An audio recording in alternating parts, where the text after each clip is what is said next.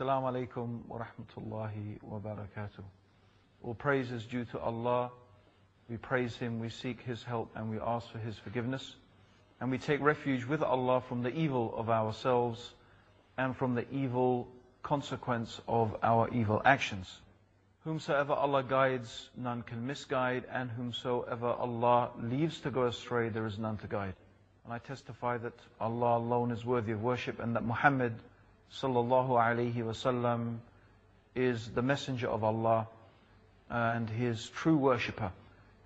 My dear listeners, brothers and sisters in Islam, brothers and sisters in humanity, today I am going to be embarking on a journey to take you through a very amazing and interesting topic. And that is the proof that Islam is the truth. And that really is what I'm going to be trying to show to you over the next series of programs, that we can prove that Islam truly is the religion that has been revealed by Allah, the creator of the heavens and the earth, for the guidance and the benefit of all of humanity. Now, before, of course, we actually go into the main topic itself, I would like to spend a little bit of time dealing with what may seem to be periphery issues, but they're very important. I want to talk about what is proof, what is faith. When I say we can prove that Islam is the truth, what do I mean by that?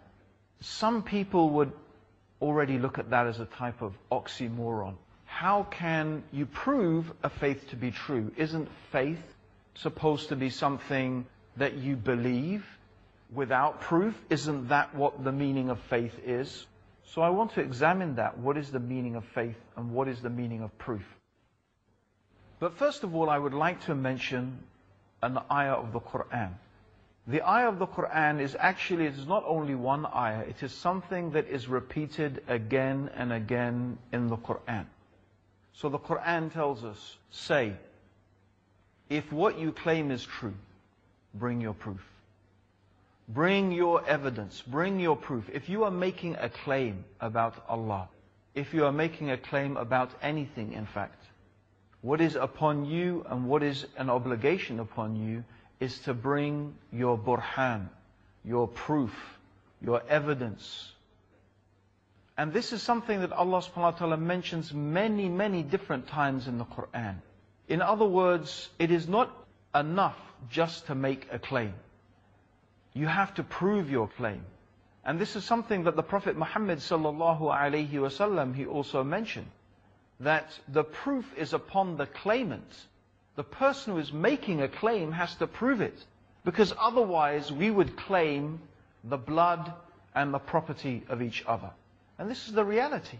So I'm sure that every single one of you is familiar with this in your daily life. For example, if someone comes around to check your electricity meter, or to check your gas meter if you have such a thing, or your water meter if you have such a thing, then that person will usually be wearing a uniform, or they will usually carry an identity card. If that person came knocking at your door dressed like someone from the Hells Angels motorbike club with, long hair and a leather jacket and with, love and hate tattooed on his fist, I don't think you would be letting that person in your house. Rather, you would say, you know what, you stay right where you are, because you're not coming in my house and checking out my house and seeing what's in there, because what you're thinking, oh, this person is now going to come, this person's going to rob me, this person's going to come in my house and steal everything. So if someone's coming to check the utility bills, you want to see an ID, you want to see the person wearing a uniform before you let that person in your house. In other words, you want some type of evidence that that person is who they claim to be. Similarly, in another example, if I said today, for example, oh, these studios here, they don't belong to Peace TV, they belong to me. They belong to Abdurrahim Green, and this is my place, and you guys get out, I'm in charge of here now. No one's going to take me seriously. If I go to court and I want to make a claim about something, if I want to claim some place belongs to me, or some property belongs to me, then I have to bring evidence, I have to bring proof. I can't just say, well, what's my proof? I believe it, I have faith. That's not good enough. No one accepts that type of thing in everyday life. So why should it be any different when it comes to religion? In fact, if you think about it, the issues in religion are even more important than these worldly issues. Whether this place belongs to me or belongs to Peace TV, whether someone robs my house or not, is very insignificant compared to the consequences of what any religion is saying, because religion is talking about the purpose of our whole life. Religion is talking not only about the purpose of this life, but what is going to happen to us in the life to come, the eternity. So therefore, is it enough that someone just comes along and makes a claim? Someone just says, oh, God says this, God says that. You should believe this, you should believe that. Surely the logical approach to anyone who makes a claim about God is bring your evidence if what you say is true. And this is what Allah subhanahu wa ta'ala tells the Muslims to say. For example, if a Christian comes to us and makes a claim about God, that Jesus is God, or He is the Son of God, or the Bible is from God, well, bring your proof if what you say is true. And this is the same for anybody about anything. But it's only a matter of time before a person is going to say, well, you know, you Muslims, you claim your religion is from God. You claim your religion is from the Creator. Well, you bring your proof if what you say is true. And in fact, really, that's just what we're waiting for. Because we will be more than happy to furnish and to provide the proof to show that Islam is the truth. And that's what we're going to be hoping to do, inshallah ta'ala, with the will of God, over the next few programs. And that is to really show some and to give a bit of insight into some of the evidences that we can have and that we can show in order to illustrate and to show that Islam really is the religion that has been revealed by Allah, the Creator of the heavens and the earth. And I say bring evidences because if you open the dictionary and you look at the dictionary evidence or the dictionary description of proof, proof actually is a collection of evidences. And when you get enough evidence, then you could say that that thing is proven to be true. Because of course, on a philosophical level, we could say you can't really prove absolutely anything. In an absolute sense, you can't prove anything. There is always, I suppose, a type of room for a little bit of doubt. However small, there is always a potential for some type of doubt. And so what we really mean here when we say we're going to prove that Islam is the truth, what we hope to do is to provide so much evidence that a person will not really have any reasonable cause to doubt that thing. It's rather like a court. It's rather like when you go to court, for example. Now, in the UK, for example, we have a jury system. That means that when a particular case goes before the court, the jury makes a decision based upon the evidence in front of them. And that's what they should do. They shouldn't be looking, oh, what is the color of this person's skin? They shouldn't be looking at whether this person is beautiful or ugly. They shouldn't be looking at whether this person is rich or poor. No. The way that it should be done is the people should look at the evidence and they should look at it dispassionately and they should look at it clearly from a type of intellectual, unbigoted point of view. And so based upon the evidence, they make a verdict. They have to make a verdict. Guilty or not guilty. Now ultimately, that verdict has to be made. Ultimately, that decision has to be made. Is the person guilty or not guilty? And that, in a sense, is what I want to move on to, is the actual, what we could call faith. What is faith? What do we mean by faith exactly? Because for some people, as I've mentioned, isn't it an oxymoron, proving faith? Isn't faith supposed to be something that you just believe? Well, that's what we're going to look into. Isn't faith something you just believe, or is it something that can actually be proven in some way? Okay, brothers and sisters, we're going to take a break. Assalamu alaikum wa rahmatullahi wa ta'ala wa barakatuh.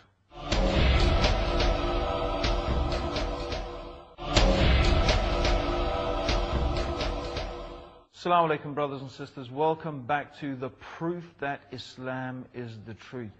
And today we are talking about what is proof and what is faith, and can we prove a religion to be true? Now let's go back to the issue of faith. What do we mean by faith? Now, let's take an example. One of the things I often ask people is, do you believe that spins on its axis and goes round the sun in 365 days? Now, most people I ask, they say, yes, we believe that. We do believe that's true. I said, do you believe it 100%? Are you absolutely sure? Do you really believe it? They say, yes, we believe it. We're sure it's true. It's a fact. That's what they call a fact. Then I say, okay, prove it. And it's very interesting how many times I get complete blank expressions. Because although most of us believe that the earth spins on its axis and goes round the sun in 365 days, if we were actually asked to prove it, then most of us not be able to do that. That doesn't mean that we don't believe this thing based upon some good reasons. And of course, the reasons that we believe that is because, well, for example, the scientific community, scientists, have examined certain things, they've come up with certain theories, and they have made certain observations.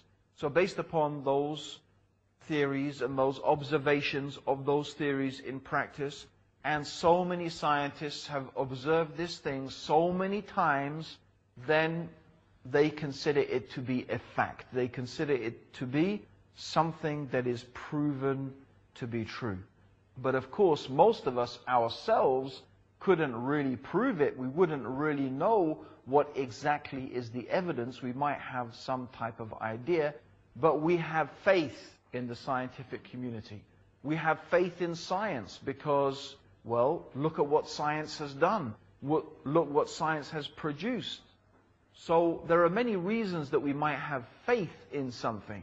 And this is a type of faith. It is a faith in science, and it's a faith in the teachings of science. It's maybe not what we're used to in terms of religious faith, but it's still a belief. It is still a type of faith.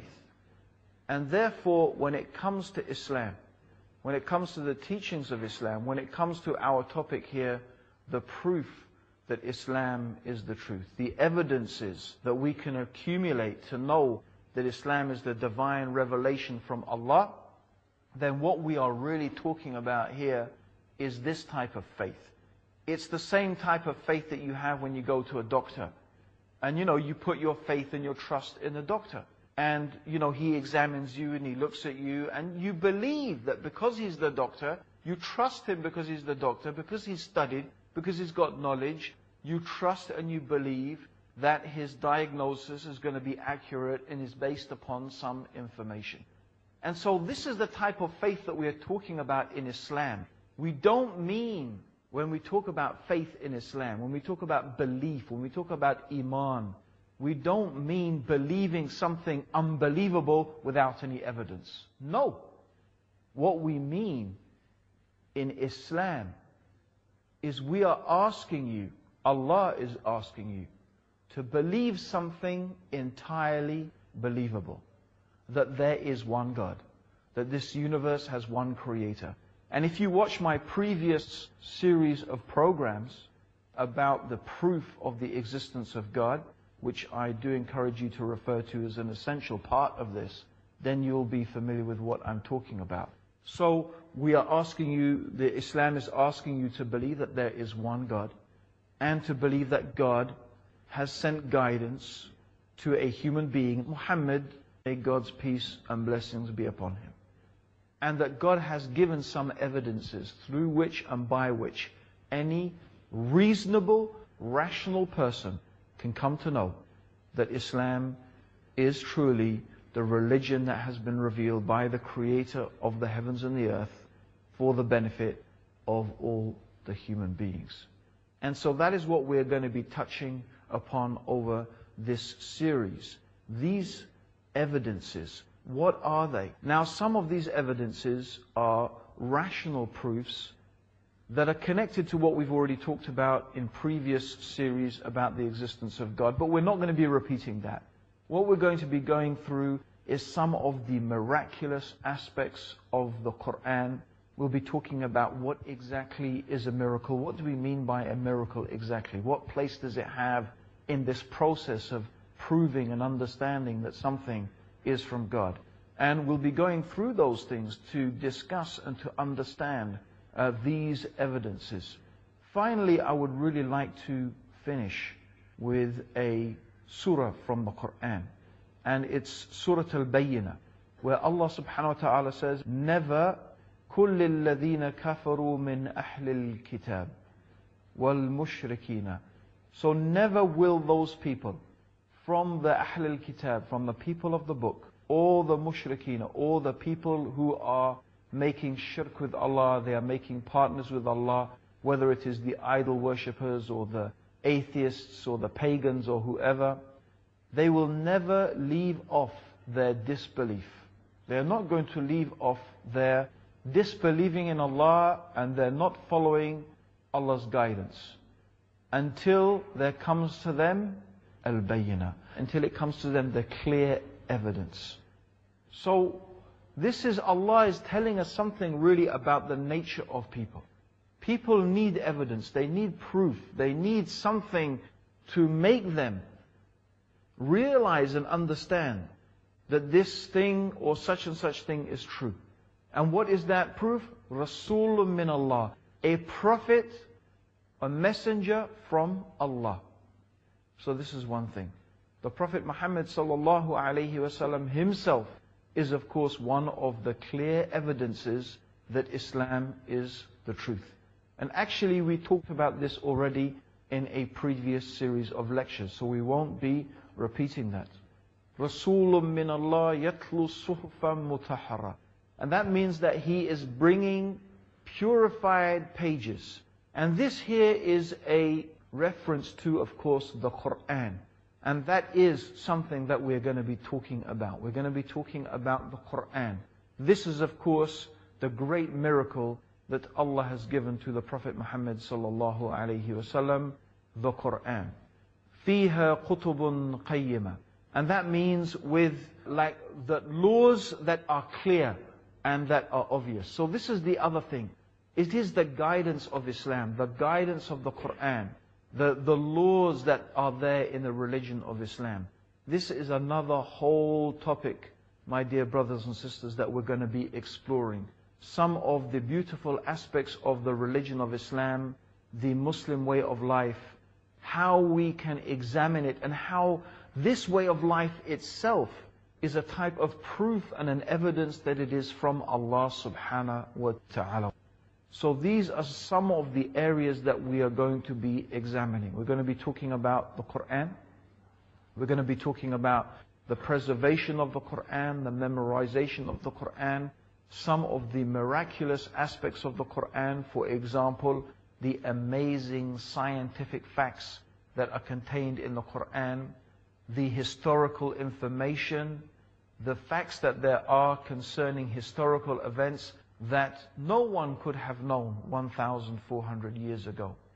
Also the prophecies of the Qur'an and the prophecies of the Prophet Muhammad sallallahu alaihi wasallam. Some things the Qur'an tells us about the future, and things that the Prophet Muhammad sallallahu alaihi wasallam told us about the future, things that he said were going to happen, and they happened exactly how the Prophet sallallahu alaihi wasallam said it would happen.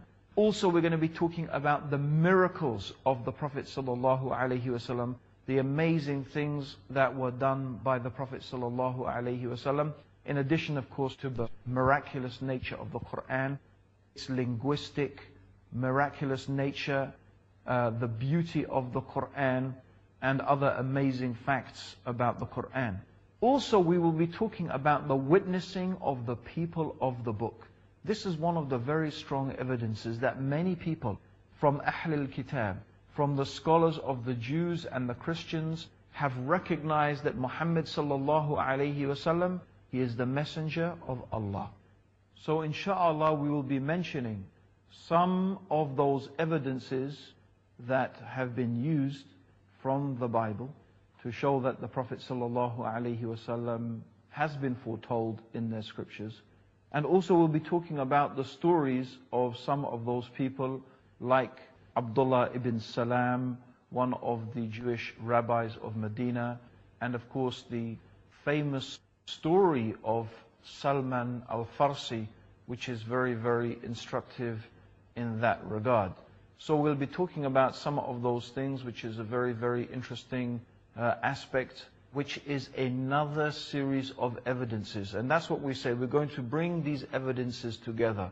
The miraculous nature of the Qur'an, the linguistic miracle of the Qur'an, the scientific statements, the historical statements, the witnessing of the people of the book, the prophecies of the Prophet Muhammad sallallahu alaihi wasallam. Really, in fact, if we looked at any single one of these items, they would be really unique and amazing. But really, when we begin to combine them, and we begin to gather them all together, we can see that really we have so many evidences to amass from so many different angles to show that really our claim is not just a claim. It is not just something we are saying based upon just faith as people understand it, I believe it. No. Really, there are many, many good, strong reasons to believe that Islam is exactly what it claims to be. The revelation from Allah, the creator of the heavens and the earth, for the benefit of all of humanity.